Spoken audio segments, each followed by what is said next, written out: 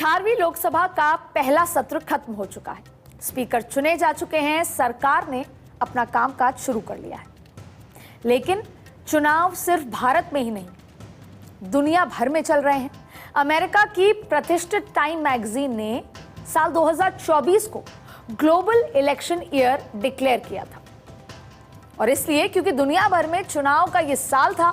और ये गलत भी नहीं, क्योंकि साल 2024 में कुल 64 देशों में चुनाव होने थे, और इसमें दुनिया की सबसे पुरानी डेमोक्रेसी अमेरिका और दुनिया की सबसे बड़ी डेमोक्रेसी भारत भी शामिल थे।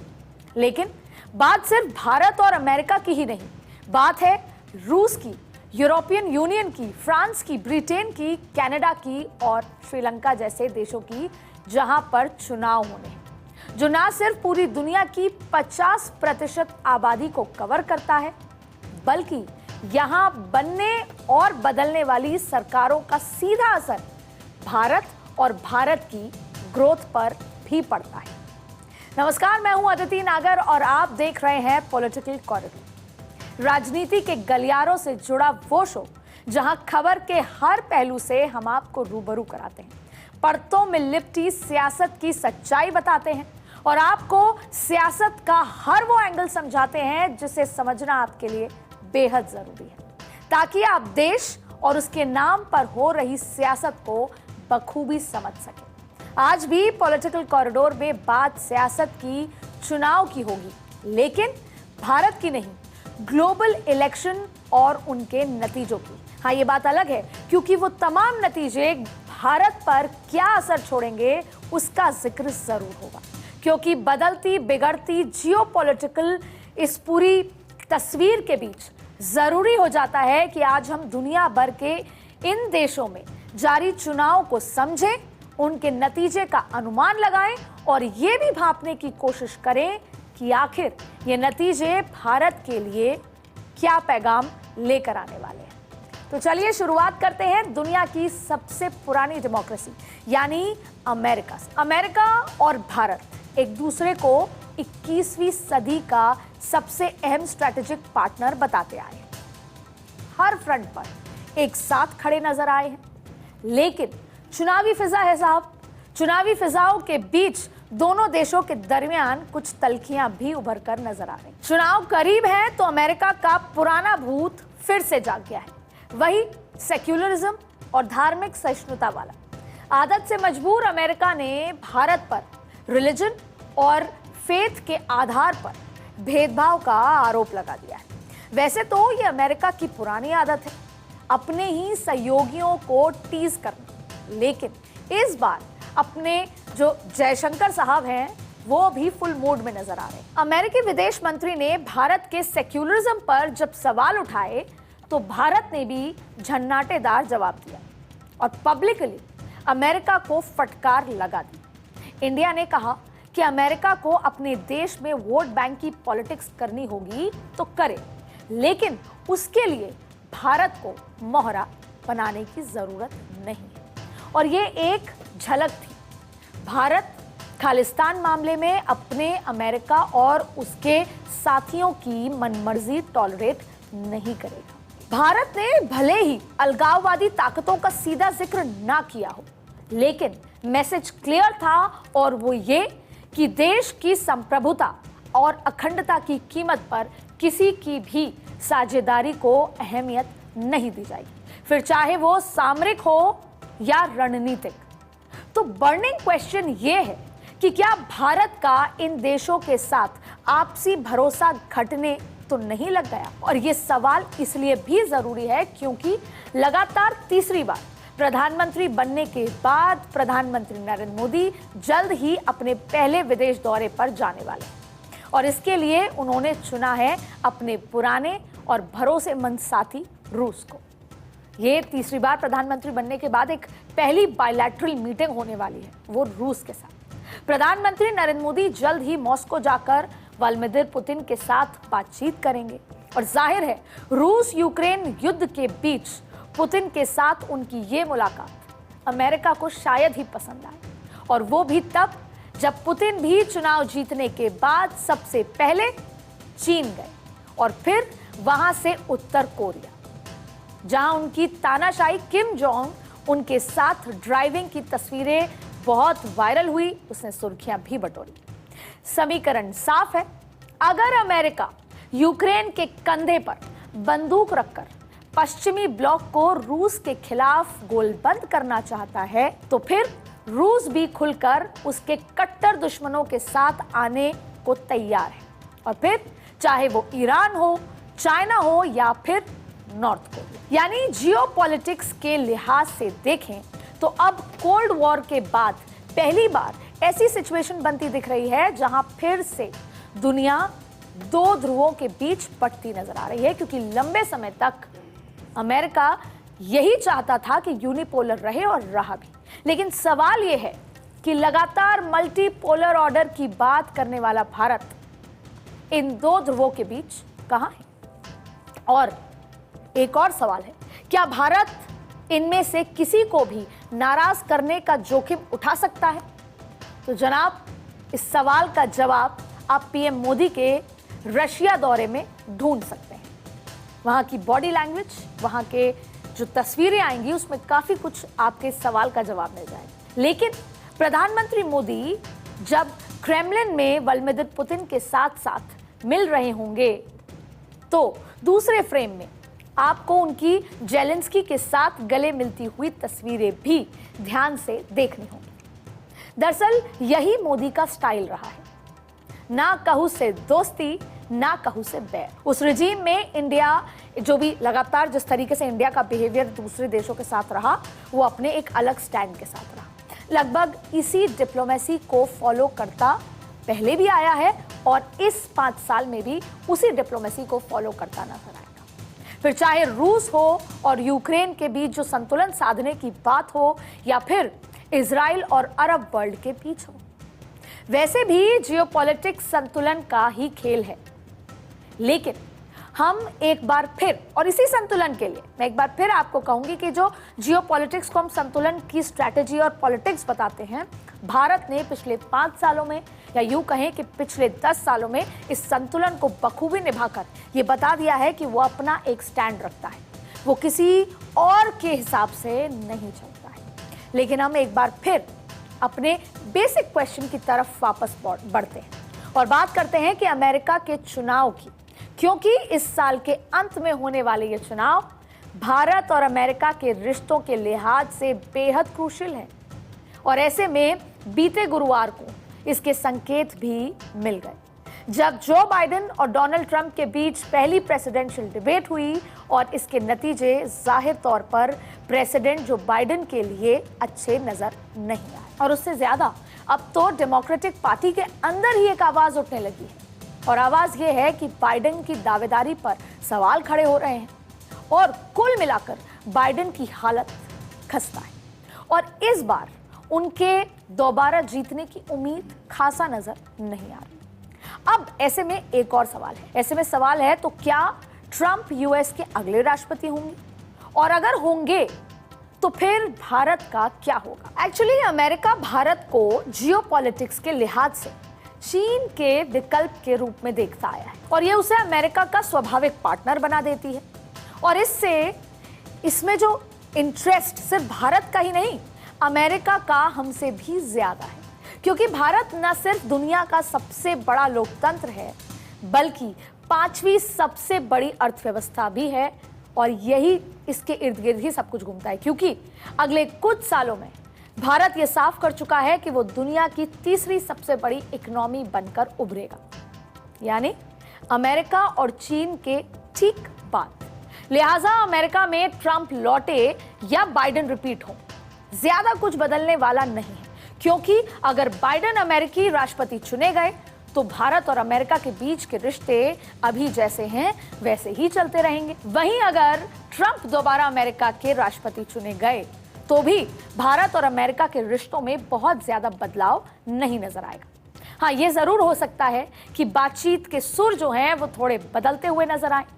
वैसे ट्रंप हाल ही में पीएम मोदी की तारीफ भी कर चुके हैं, दोनों के बीच बहुत शानदार केमिस्ट्री रह चुकी है और नमस्ते ट्रंप तो वो शायद भूल ही ना सके। जबकि जो बाइडेन से भी पीएम मोदी के रिश्ते काफी दोस्ताना रहे और वो तस्वीरें लगातार पिछले कई सालों में आपके सामने आई।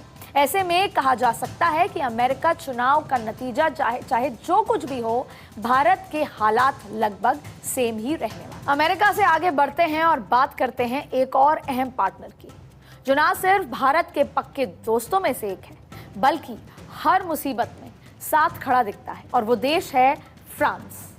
फ्रांस में 28 जून को पहले राउंड की वोटिंग, पार्लियामेंट्री इलेक्शन की वोटिंग हो चुकी है, लेकिन इसमें विपक्षी नेता मरीन ली पेन की extreme right wing party national rally को बढ़त मिलती दिख रही है। शुरुआती रुझान बता रहे हैं कि ली पेन अगली सरकार बना सकती है, और अगर ऐसा हुआ तो फ्रांस में सेकेंड वर्ल्ड वॉर के बाद पहली बार ऐसा होगा जब सत्ता की बागडोर किसी right wing ultra nationalist party के हाथ में होगी। अब समझते ये हैं कि इसमें भारत के लिए क्या मैसेज है, भारत और फ्रांस के बीच के रिश्ते कैसे होंगे। इसके लिए पहले फ्रांस के लिए पार्लियामेंट्री सिस्टम को, जो उनका पार्लियामेंट्री सिस्टम है, उसको समझना होगा। दरअसल फ्रांस में डबल लेयर वाला पार्लियामेंट्री सिस्टम है। अब डबल लेयर पार्लियामेंट्री सिस्टम क्या है? यहाँ वैसे तो भारत की ही तरह सरकार का मुखिया प्रधानमंत्री होता है, जबकि कंट्री हेड होता है राष्ट्रपति।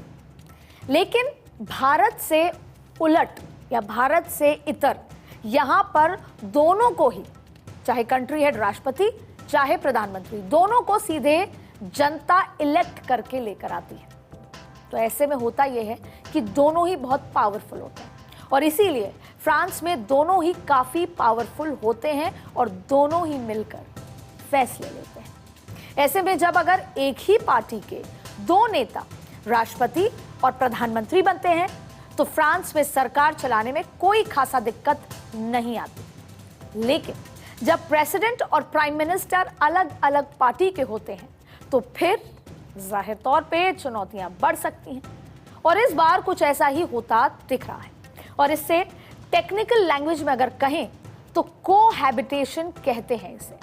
यानी अगर इन चुनाव में नेशनल रैली को मेजॉरिटी मिल जाती है तो मैक्रो को एक ऐसे पीएम को साथ काम करना होगा जो आइडियोलॉजिकली उनका विरोधी होगा। जाहिर है ऐसे में टकराव बढ़ेंगे और मैक्रो के लिए संसद में अपने फैसलों को अप्रूव करवाना मुश्किल हो जाएगा। मैक्रो के कार्यकाल में फ्रांस भारत का एक रणनीतिक साझेदार बनकर उभरा था। पीएम मोदी के साथ उनके रिश्ते काफी बेहतर थे और इस दौरान दोनों देशों के बीच कई बड़े अग्रीमेंट किए गए। टेक्निकली मैक्रो 2027 तक प्रेसिडेंट बने रहेंगे, तो इस लिहाज से भारत के लिए फिर ज्यादा कुछ नहीं बदलने वाला। फ्रांस में चाहे मैक्रो जीते या फिर मरीन ली पेन, एक सच ये भी है कि दोनों ही राफेल डील को आगे बढ़ाएंगे, क्योंकि ये अरबों डॉलर की डील है। वैसे एक रियलिटी ये भी है कि मरीन ली पेन भले ही मैक्रो की जबरदस्त विरोधी हों, लेकिन उनकी नीति कभी भी भारत विरोधी नहीं रही। हाँ, ये जरूर हो सकता है कि अगर ली पेन जीतती हैं तो फ्रांस में भी नेशनलिज्म की भावना बढ़ेगी, उनकी इकोनॉमिक नेशनलिज्म की भावना भी मजबूत होगी और वो इकोनॉमी को और ज्यादा प्रोटेक्टिव और क्लोज बना सकती हैं। इसका इंडिया को नेगेटिव सेटबैक हो सकता है, क्योंकि जब फ्रांस भी प्रवासी भारतीयों की संख्या में कटौती कर सकता है, नौकरियों में अपने लोगों को प्राथमिकता दे सकता है और इसका भारत पर सीधा असर पड़ेगा। चलिए फ्रांस से आगे बढ़ते हैं और बात करते हैं ब्रिटेन की, जहां ऋषि सुनक का ही नहीं भारत का भी काफी कुछ स्टेक पर है। यूके के प्राइम मिनिस्टर ऋषि सुनक ने इसी 22 मई को अचानक एंड वक्त पर पहले चुनाव कराने का ऐलान कर दिया और इसके बाद 4 जुलाई यानी 2 दिन पहले वहां वोटिंग हो चुकी है। और जो नतीजे हैं वो बताते हैं कि ब्रिटेन में 14 साल बाद एक बार फिर लेबर पार्टी की सरकार आ चुकी है। अब ब्रिटेन भी अमेरिका की तरह ही भारत का बहुत महत्वपूर्ण इंपॉर्टेंट स्ट्रेटेजिक अलायंस है। ऐसे में सत्ता बदलने के साथ भारत ब्रिटेन के रिश्ते भी बदल सकते हैं। माना जा रहा है कि भारत के लिहाज से अच्छे संकेत नहीं है, क्योंकि लेबर पार्टी के साथ भारत के रिश्ते उस तरह से नहीं रहे। लेबर पार्टी के जो एक्स चीफ थे जेरेमी कॉर्बिन, उनके भारत विरोधी तेवर किसी से छुपे नहीं हैं। वो न सिर्फ भारत के में धार्मिक स्वतंत्रता को लेकर सवाल उठाते थे, बल्कि आपको याद होगा कि कश्मीर मुद्दे पर भी उनका रुख भारत को अनकंफर्टेबल बनाता रहा है, क्योंकि वो कश्मीर पर पाकिस्तान को सपोर्ट करते हैं। लेकिन बाद में पार्टी ने उन्हें सस्पेंड ही कर दिया और अब जो लेबर पार्टी की नई चीफ है एनालिसे डोड्स, उन्होंने खुलेआम ऐलान किया था कि उनकी पार्टी अगर पावर में आई तो भारत प्रायोरिटी में होगा। यही नहीं, लेबर पार्टी ने ब्रिटेन में भारत विरोधी भावनाओं को खत्म करने के लिए ऐलान किया था।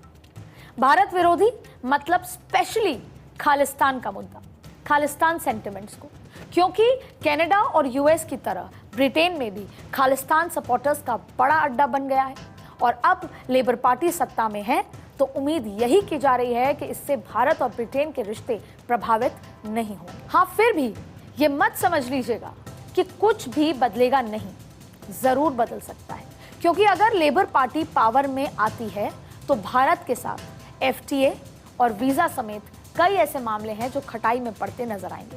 फिलहाल यूके और भारत के बीच कोई ट्रेड एग्रीमेंट नहीं है। हालांकि बातचीत जारी है, लेकिन नई सरकार इसका क्या करेगी कोई नहीं जानता।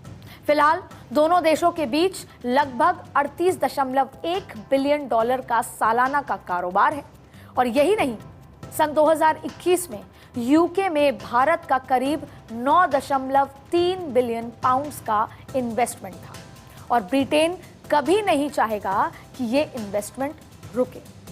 यही नहीं, यूनाइटेड किंगडम में इंडियन डायस्पोरा अब देश का सबसे बड़ा अप्रवासी समूह है। 2011 की सेंसेक्स के मुताबिक यूके में भारतीय मूल के करीब 14 लाख लोग रहते हैं, जो कुल पॉपुलेशन के करीब 2.5% है। और यही नहीं, यूके के टॉप 100 बिजनेसमैन और इंडस्ट्रियलिस्ट में 9 इंडियंस शामिल हैं। साथ ही आज यूके में 18 लाख से ज्यादा इंडियन स्टूडेंट्स एजुकेशन लिए जा रहे हैं। तो जाहिर तौर पर ब्रिटेन में कोई भी किसी भी तरह की सरकार हो, वो भारत को दरकिनार नहीं कर सकता। लेकिन कुछ फैसलों पर भारत पर सीधे असर पड़ेगा जो नेगेटिव असर डाल सकता है और शायद इसीलिए प्रधानमंत्री मोदी ने 3.0 में अपने पहले विदेश दौरे के लिए रूस को चुना है। मैसेज क्लियर है, भारत जैसे चल रहा था वैसे ही चलेगा। वो रूस से तेल और गैस भी खरीदेगा और फ्रांस और अमेरिका से हथियार भी। वो ज़ेलेंस्की के कंधे पर हाथ रखकर दिलासा भी दिलाएगा तो पुतिन से दोस्ती का वादा भी निभाएगा। लेकिन बीते कुछ वक्त से जिस तरह से दुनिया 2 ध्रुवों में तेजी से शिफ्ट हुई है, वैसे में भारत के लिए आसान नहीं होगा। भारत के लिए अपनी नीति पर टिके रहना आसान नहीं होगा और भारत इसमें कितना कामयाब हो पाता है वो इन देशों के चुनावी नतीजे तय करेंगे। लेकिन जिस तरीके से नरेंद्र मोदी पिछले 10 सालों के अंदर अपनी राजनीतिक क्षमता, स्ट्रैटेजी और जिस तरीके से ग्लोबल लीडर की तरह उभरे हैं और उस ग्लोबल लीडर के पीछे उनकी फॉरेन पॉलिसी, फॉरेन स्ट्रैटेजी का बहुत बड़ा रोल है। भारत अपना एक स्टैंड रखता आया है और ये देखना होगा कि इन चुनाव के नतीजों के बाद भारत अपनी उसी ग्लोबल पॉलिसी, अपनी उसी फॉरेन पॉलिसी पर स्टैंड करता है या नहीं। आज पॉलिटिकल कॉरिडोर में इतना ही। अगली बार फिर मुलाकात होगी, फिर किसी एक पॉलिटिकल मुद्दे के साथ।